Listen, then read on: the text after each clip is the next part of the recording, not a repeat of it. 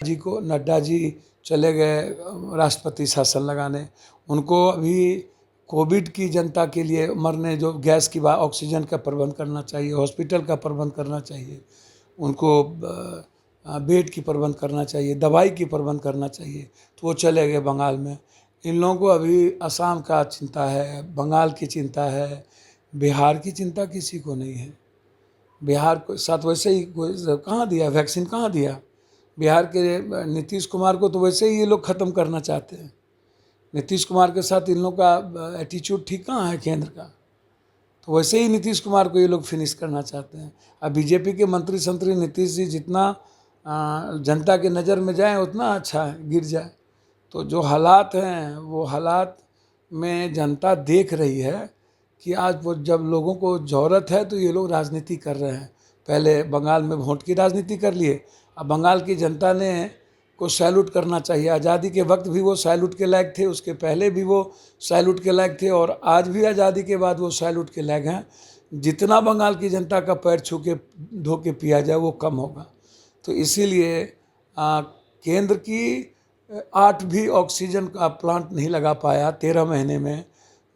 दुनिया में कहाँ से कहाँ चली गई, बेड वेंटिलेटर नहीं खरीद पाया, हमको वेंटिलेटर नहीं मिला। दरभंगा में वेंटिलेटर लगा हुआ है लेकिन वार्ड में जस का तस पड़ा हुआ है, तो स्थिति सही नहीं है।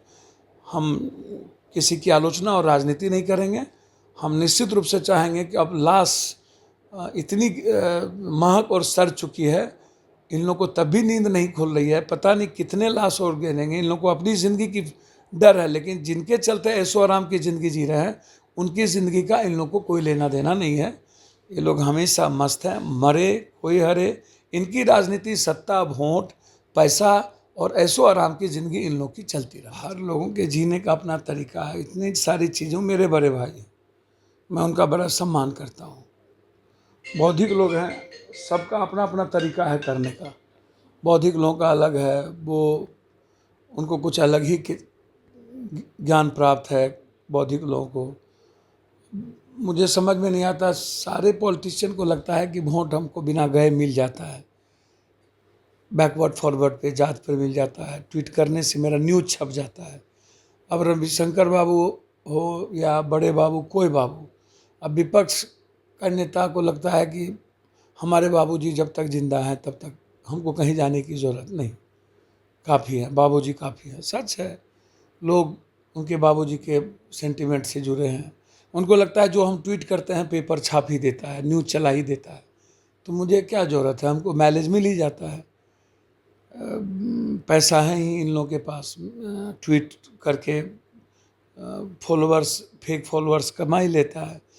तो दुनिया फेक फॉलोअर से, फेक चीज़ों से देखती है, मार्केटिंग इन लोगों की हो ही जाती है। बीजेपी के राष्ट्रीय प्रवक्ता हैं, सभी लोग गायब, किसी एक आदमी के बारे में आप नहीं कह सकते हैं। जिस क्षेत्र से वो सांसद बने हैं उस क्षेत्र की जनता उनको खोज रही है। उनके क्षेत्र में कई अस्पताल आते हैं, तो क्या ऐसे आपदा के घड़ी में उनको नहीं आकर के जनता की हालचाल पूछना चाहिए? ट्वीट तो खेल ही रहे हैं ना सब लोग, सब ट्वीट पर तो हैं ही ना, घर में बैठे हैं, बुजुर्ग हैं। पप्पू यादव ही जिम्मा उठाए हैं। अब भैया पप्पू यादव के जीने का ये तरीका है। मैं बगैर यदि लोगों को नहीं बचा पाऊंगा, कोई फर्ज नहीं बनती है, यदि मैं मानवता और इंसानियत को नहीं बचा पाऊंगा तो मैं खुद को नहीं रह पाऊंगा, मैं नहीं जी पाऊंगा। मेरी फितरत नहीं है। और हमको तो मेरा कोई जात धर्म भी नहीं है, कोई पार्टी भी नहीं, हमारा कोई गठबंधन भी नहीं है कि हमको कोई वोट देगा। तो इन लोगों को लगता है कि बैठे बैठे हम मंत्री संतरी बन ही जाते हैं, लगातार पावर में हैं, अनुकंपा पर लोग बिना किसी संघर्ष के मंत्री बन जाते हैं, विपक्ष का नेता बन जाते हैं, बैठे घर में रूम में बैठे रहते हैं, विधायक बीत जाता है, उसके बाद कुछ नहीं होता है। वर्कर्स को देखने के लिए दिल्ली में जब इतने बड़े वर्कर, शहाबुद्दीन जी जैसे वर्कर डेथ कर गए, जब उसको कोई देखने वाला और बोलने वाला नहीं हुआ, सुनने वाला नहीं हुआ, तो आप और किसकी सुनेगा ये लोग, और तो मार्केटिंग ही करेगा ना। जब शहाबुद्दीन जी को ये लोग लवारिस छोड़ सकते हैं और अपने विधायकों को पीटने के लिए छोड़ सकते हैं, तो सिर्फ एक रविशंकर जी की बात नहीं है। आप यहाँ के लोकल एमएलए को देखिए ना, आप उसकी बात क्यों नहीं कर रहे हैं? तो यहाँ के और लोगों की बात क्यों नहीं करते हैं कि आप सिर्फ रविशंकर जी की बात क्यों करते हैं? हमाम में सब नंगे, हर डाल पर उल्लू बैठा, अंजाम में गुलिस्ता क्या होगा? कहीं पर सिलेंडर फेंका हुआ है, दरभंगा में ऐसे फेंक दिया। पप्पू यादव एक बेटे की तरह है, मुझे पीड़ा है, दर्द है कि महसूस करूं, तो मैं काम कर रहा हूं। मुझे लगता है कि संकट में, क्राइसिस में ये लोग अवसर को ढूंढते हैं, अब मैं क्राइसिस में अपनों की ज़िंदगी को ढूंढता हूं।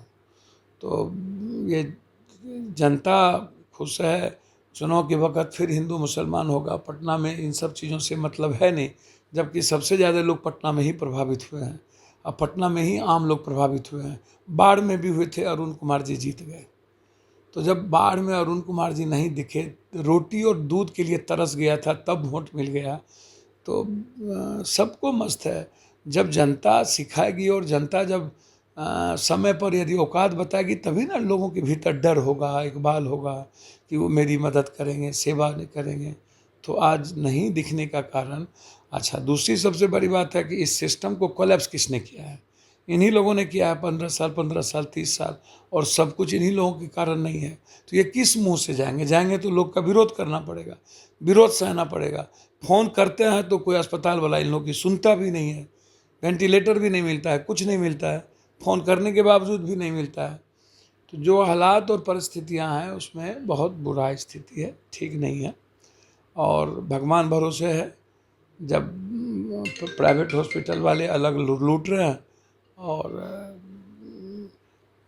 सरकारी अस्पताल में कुछ है नहीं, ना आईसीयू है, ना पाइप है, ना सिलेंडर है, तो गैस ऑक्सीजन नहीं है, ना दवाई है, ना बेड है, ना पानी है बाथरूम में, ना खाना है। पूरे बिहार की स्थिति है, ना जांच की स्थिति है, ना वैक्सीन की स्थिति है, ना सभी लोग मरेंगे। कोई जो हालात है ना, 38 जिला प्रभावित है। तो इसीलिए हम चाहेंगे हमारे बड़े भाई इस चीज़ों पर ध्यान दें।